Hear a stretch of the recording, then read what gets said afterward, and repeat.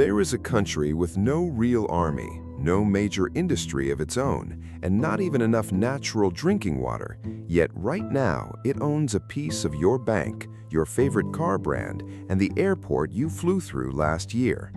How is that possible? The answer sits inside $600 billion, quietly placed across the biggest institutions in the West. In 2008, this money rescued banks that were collapsing. In 2017, when four powerful neighbors tried to isolate the country overnight, this same fund kept it standing. And now, it has pledged another $500 billion to the United States, betting everything on the artificial intelligence boom. While the world was watching the World Cup, this money was buying seats on boardrooms from London to New York. Nobody voted for this. Nobody elected the people deciding where it goes. The real question isn't how much it's worth. It's what this money buys when nobody's watching. The question that opens this documentary, how does a country this small end up owning pieces of the West, starts 60 years before any of it happened, at the bottom of the economic ladder, rather than the top. Qatar was one of the poorest strips of land on the Arabian Peninsula. Its economy built almost entirely on pearl diving. That economy collapsed in the late 1920s, hit by two forces at once: Japanese cultured pearls flooding the market, and the 1929 stock market crash wiping out global demand for luxury goods. Qatar's pearl trade ran on credit, with divers owing lifetime debts to the merchants financing their boats. When prices collapsed, that credit system collapsed with it. Villages emptied, British officials reported settlements abandoned, families left for Bahrain and Saudi Arabia. Those years are remembered locally as the years of hunger, and they explain why so few native Qataris exist today relative to the country's wealth. Most of their ancestors simply left. What rescued the country was geology, not planning. In 1971, engineers drilling off Qatar's coast hit natural gas under enormous pressure.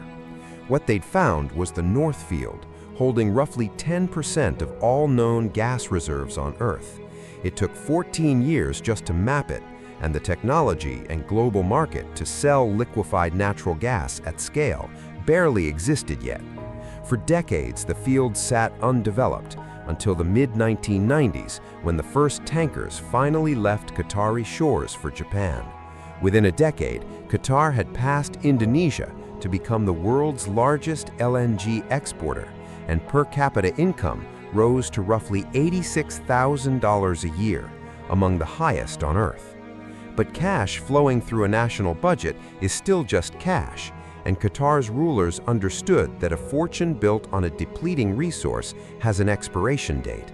So in 2005, the government created the Qatar Investment Authority, a fund designed specifically to convert gas surplus into a permanent, diversified portfolio capable of generating income long after the North Field runs dry.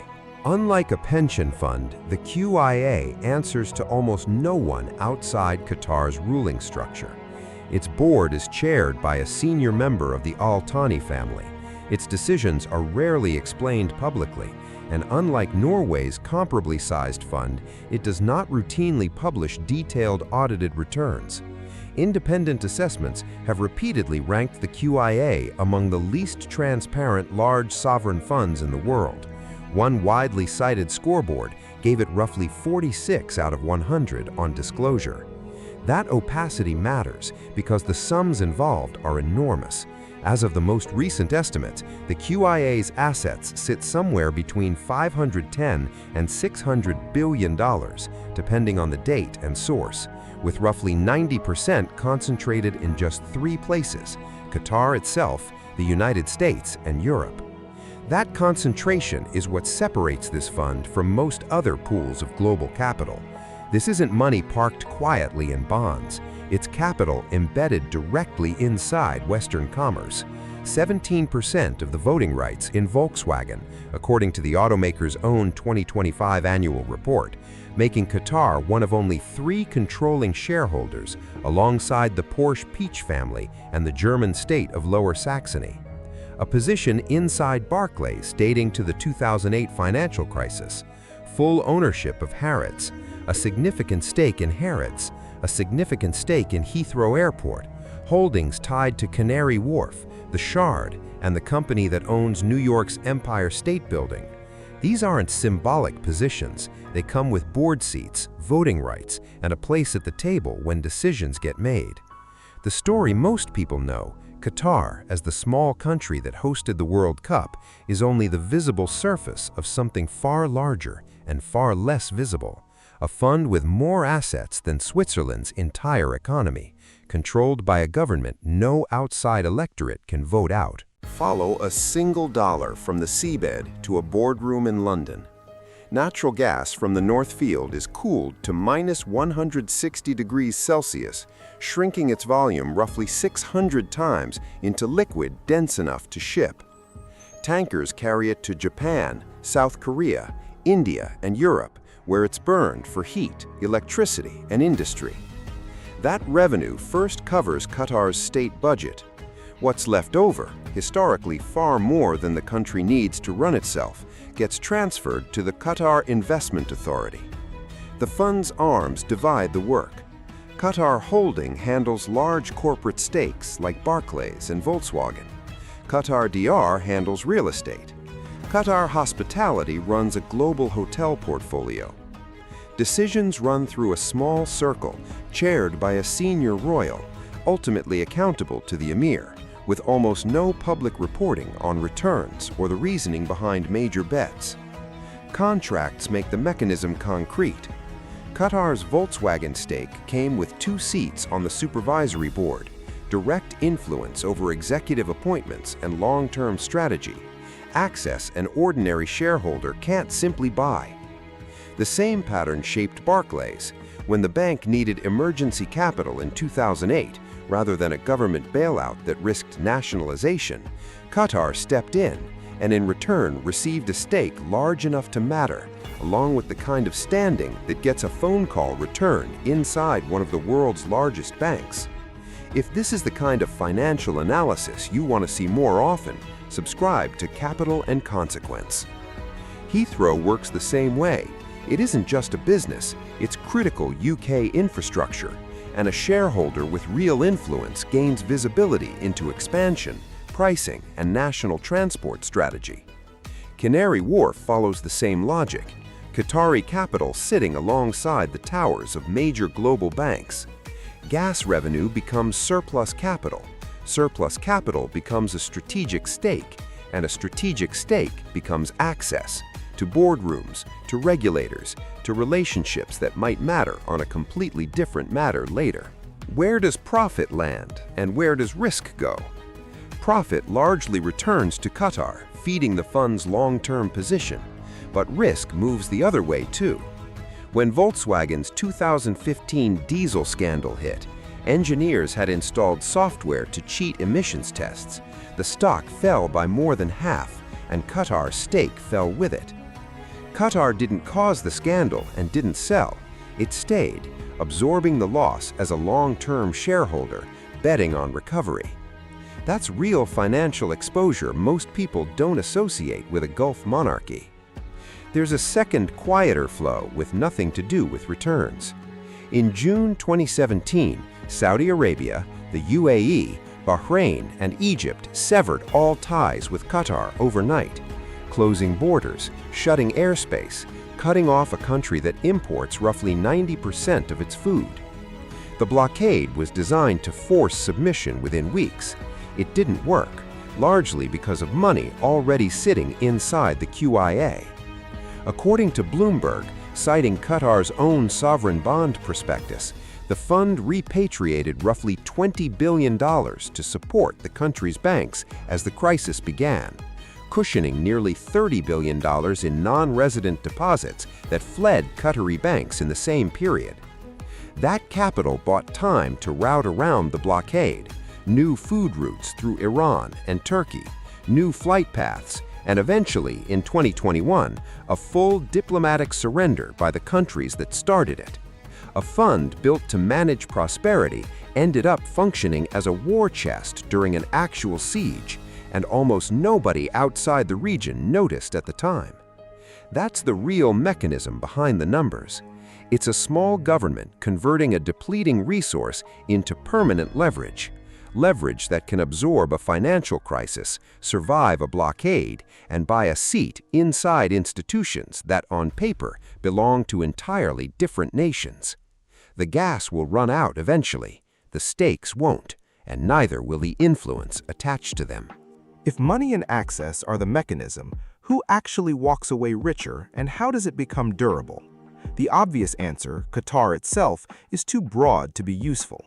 The real winners are more specific, and they explain why this fund keeps growing even when individual bets go wrong. Start with the Al Thani family and the small circle governing Qatar. The QIA's board is chaired by a senior royal, and major decisions trace back to the Emir's office. A stake in Barclays isn't just an investment, it's a standing relationship with one of Britain's most influential banks, the kind that gets a call answered when Qatar needs something else entirely, whether diplomatic support or regulatory goodwill. Wealth here is measured in relationships that compound like interest. There's a second kind of winner, less visible, the Western institutions that received Qatari capital exactly when they needed it most. In 2008, Barclays chose Qatar's money over a government bailout that risked nationalization, keeping the bank in private hands and its executives largely in control. Volkswagen tells a similar story. After the 2015 diesel scandal, Qatar stayed as a stable, long-term shareholder, providing the patient capital a company in crisis needs, rather than demanding immediate fixes or threatening to walk. A third group profits regardless of outcome: the advisors, bankers, and law firms that structure these deals, deal after deal, no matter how any single investment performs. Every major QIA acquisition, Harrods, Canary Wharf, Volkswagen, Heathrow, required investment banks and legal teams charging substantial fees. A network of Western financial professionals has spent nearly 2 decades building careers around servicing Qatari capital, which helps explain why so many doors in London and New York open easily for this money. Then there's the newest and arguably largest category of winner: American artificial intelligence. In 2025, the QIA committed roughly $13 billion to Anthropic's funding round, participated in a $10 billion raise for xAI at a roughly $200 billion valuation, and committed close to $1 billion in new equity toward a data center venture with Blue Owl Capital. Building AI infrastructure, data centers, chips, electricity contracts requires staggering amounts of patient capital that doesn't need a return in 18 months. Sovereign wealth funds are uniquely suited to provide exactly that, and Qatar is positioned to become one of the largest quiet financiers of the entire AI build-out in the United States. Why does this matter more than it first appears? Because being an early, large, patient investor in AI infrastructure isn't just a financial bet, it's a bet on relevance in whatever economy comes next. A country that could never build a competitive AI industry on its own can still own a meaningful slice of the industry other countries are building, simply by supplying capital those companies urgently need. That's the pattern connecting every example here, from a 2008 bank bailout to a 2025 stake in a frontier AI company. Qatar rarely builds the thing itself and rarely runs it day to day. What it does, consistently across 2 decades and dozens of deals, is show up with large, patient, flexible capital at the exact moment Western institutions need it most, during a crisis, a scandal, or a boom moving faster than anyone's balance sheet can fund alone. Each time, the fund doesn't just earn a return, it earns a foothold, a relationship, and a small, permanent piece of leverage inside a system that would prefer to think of itself as fully independent. Every one of those wins has a mirror image. If Qatar profits from patience and timing, someone else absorbs the cost or exposure that makes it possible. Start with the shareholders and citizens of the countries where Qatari capital lands, not because the investment is inherently harmful, but because concentrated foreign ownership of strategic assets changes who has a seat at the table, without anyone voting on it. Heathrow is critical UK infrastructure. A foreign sovereign fund holding a significant stake means decisions about fees, expansion, and long-term strategy get shaped, in part, by an investor answerable to a government thousands of miles away, not to any British voter or regulator in the way a domestic pension fund would be. This isn't to claim Qatar has acted against British interests. There's no solid evidence of that. It's a structural observation about who gets consulted before major decisions, quietly, without a ballot involved. A second, more direct exposure hits the shareholders and workers tied to Qatar's specific bets. When Volkswagen stock collapsed by more than half during the diesel scandal, Qatar's stake lost roughly half its value alongside every other shareholder's. That loss was real and sat on Qatar's books for years. This isn't one-directional.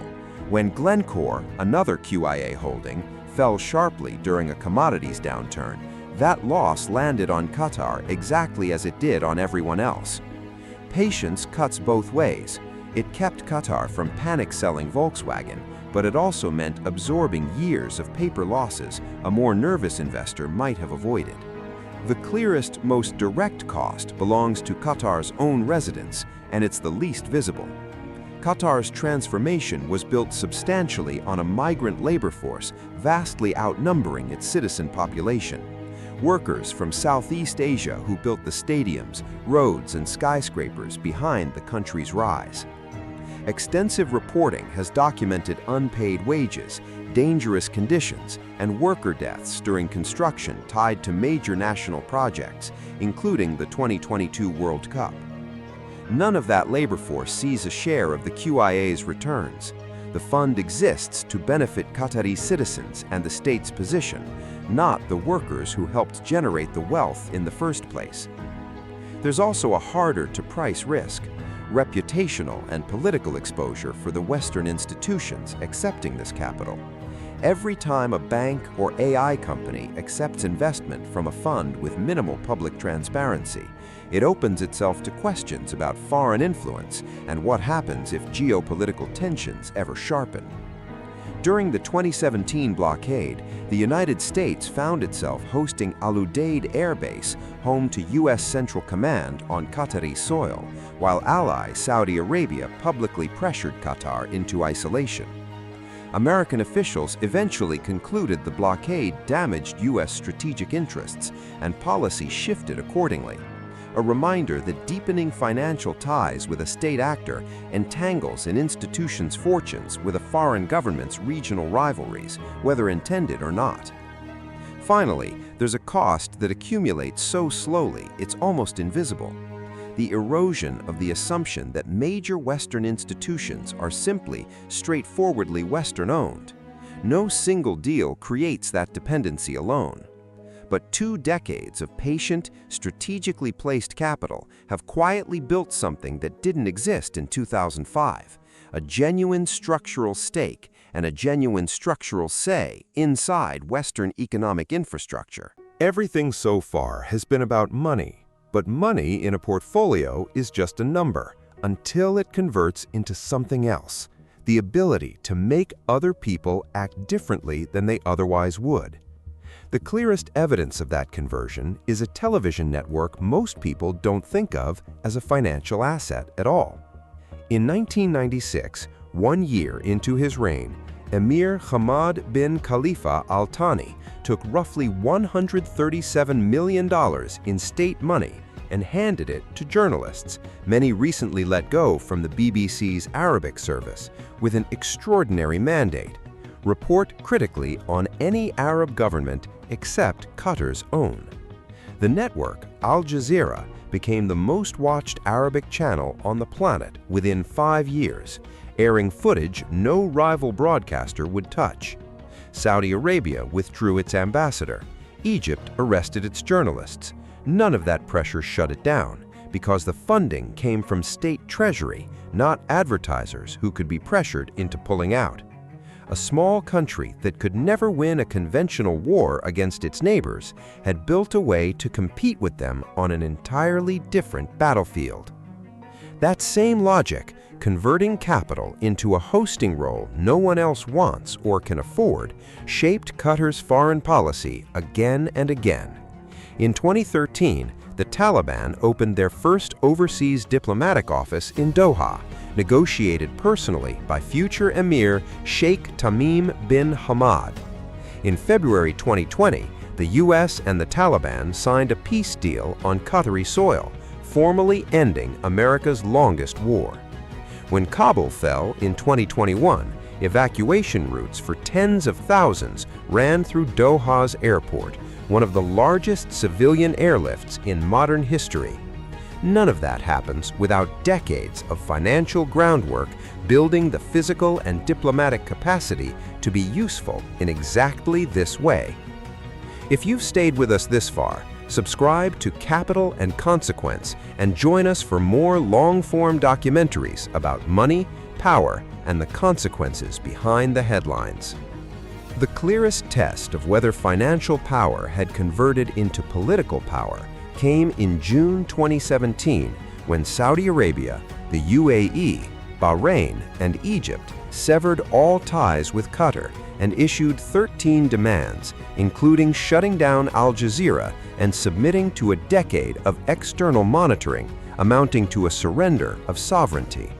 By every conventional measure, Qatar should have folded within weeks. No army capable of matching its neighbors, one land border now sealed, air routes running through the very airspace now blockading it. What it had, instead, was patient capital, deployed instantly. The QIA repatriated roughly $20 billion to shore up domestic banks as capital fled the country. Turkey flew in troops within a week. Iran, no natural friend of a Gulf monarchy, opened its airspace and shipped in food. Qatar Airways rerouted its entire network and kept flying. By January 2021, the blockade ended, with Qatar conceding none of the original 13 demands. That outcome demonstrates how financial power becomes political power. A country of 300,000 citizens survived an economic siege launched by neighbors many times its size, kept its state broadcaster on air through years of pressure, and emerged from the crisis with more standing than it had going in, because decades of patient capital had already built the relationships and financial buffer to withstand exactly this kind of attack.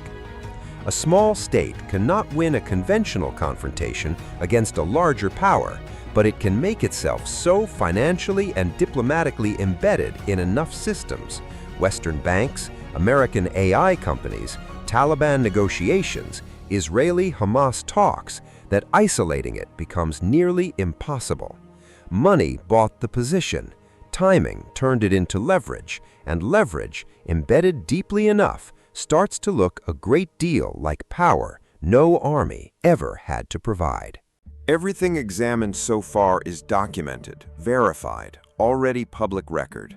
What comes next is different in kind, not a prediction, but a look at what could happen based on the trajectory this fund has followed and explicitly signaled it intends to keep following.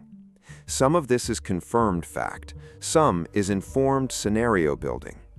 What's confirmed, in May 2025, QIA Chief Executive Mohammed Al-Suwaidi stated the fund plans to invest an additional $500 billion in the United States over the next decade, nearly equal to the fund's entire current size, targeting artificial intelligence, data centers, and healthcare, explicitly aligned with the current U.S. administration's push to reindustrialize domestic technology.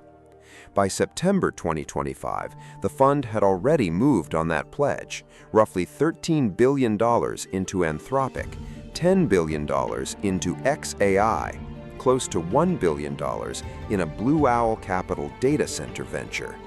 This is capital already moving, deal by deal. If that trajectory continues, the scenario is straightforward to project without pretending to know exact future numbers. Qatar's American footprint could roughly double, shifting its center of gravity away from Europe, where, according to late 2025 reporting, the fund has already signaled it will rely more on external managers and reduce direct concentration, and toward U.S. technology infrastructure. Under this scenario, Qatar becomes one of a small handful of entities with genuine visibility into how AI infrastructure gets built and controlled over the next decade. This isn't certain.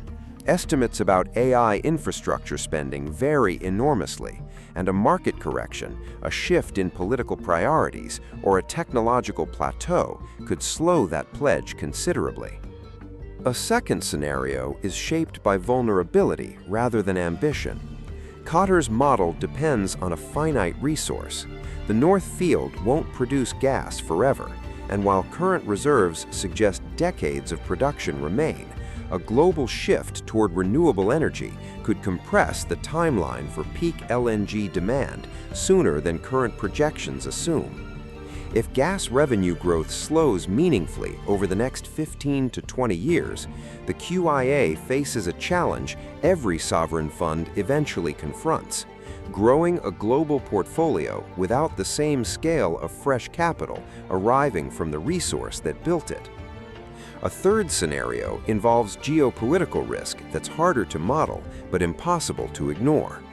Qatar's strategy of embedding itself across multiple, sometimes opposing camps, hosting Hamas's political office while maintaining close military ties to the United States, courting Iran's rivals while also courting American AI companies close to the current administration, has worked because those camps have avoided direct confrontation with each other in ways that would force Qatar to choose.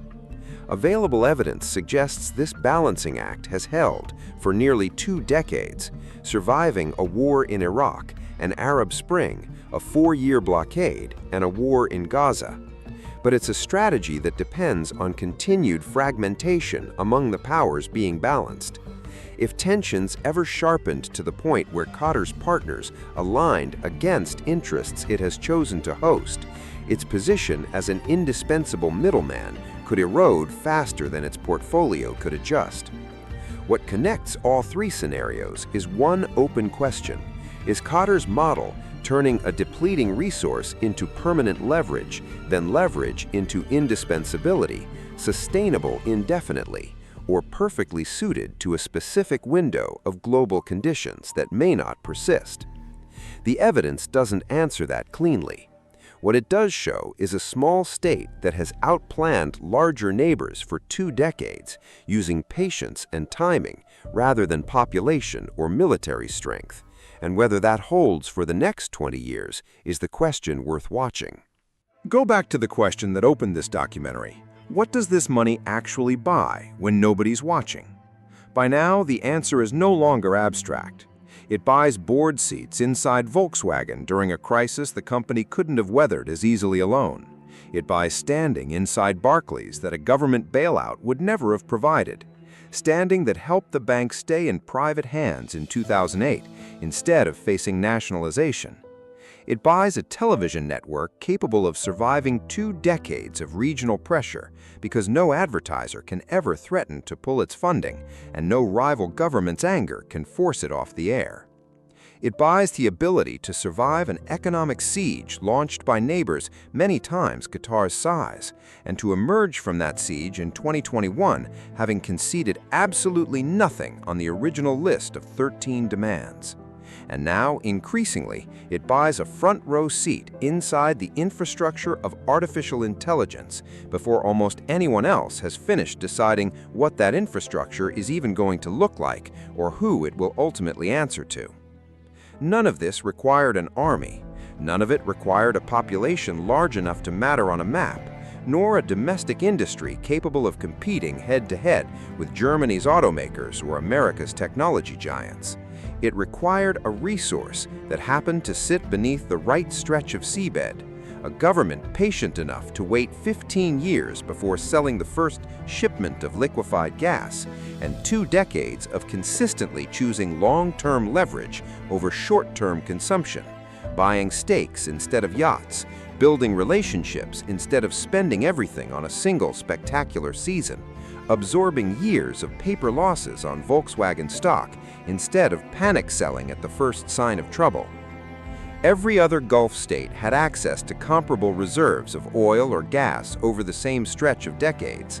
Not every one of them converted that resource into a $600 billion global position with this level of precision, and not every one of them turned that position into the kind of diplomatic indispensability that lets a country of 300,000 people host peace talks between enemies who wouldn't otherwise agree to sit in the same building.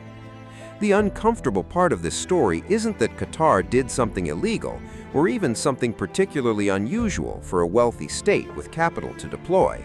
It's that almost none of it required anyone else's permission. No Volkswagen shareholder voted on whether a foreign government should hold 2 seats on the supervisory board. No Heathrow passenger voted on who profits from the airport they pass through twice a year. No American citizen voted on which sovereign fund gets early, privileged access to the companies building the next generation of artificial intelligence. Capital, moved patiently and precisely enough, doesn't need a vote. It just needs time and a system open enough to let it in. And the modern Western financial system, for all its regulation, disclosure requirements, and public oversight, has remained remarkably open to exactly this kind of capital for exactly this long, largely because the money always arrived legally, quietly, and one deal at a time, never all at once in a way that might have triggered a different kind of scrutiny. Capital and consequence. Follow the money. Understand the consequences.